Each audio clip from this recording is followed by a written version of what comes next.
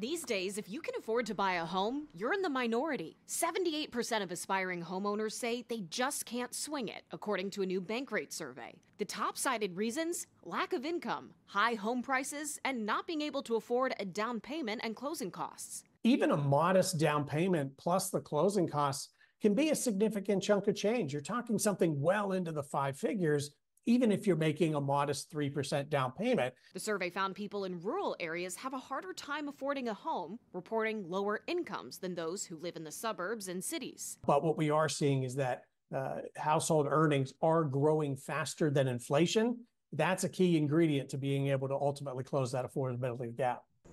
But it'll take a lot to close the affordability gap on another American dream milestone: retirement.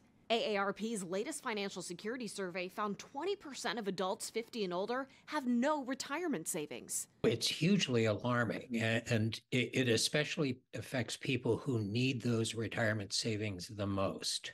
About half the workforce in the private sector works for someone that doesn't offer them a retirement benefit.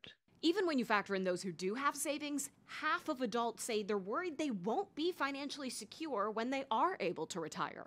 Things like the kids' dental bills or the car repair or something like that takes priority over saving for the future. One bright spot in AARP's findings: a slight uptick in optimism about the future among adults 30 and older, likely due to stabilizing inflation. AARP says here in Washington, there's a lot policymakers can do to set future retirees up for success, like passing laws to provide retirement savings accounts for workers who don't get them through their employer, and make it easier to transfer those savings from one job to another. On Capitol Hill, I'm Atrell Nashar.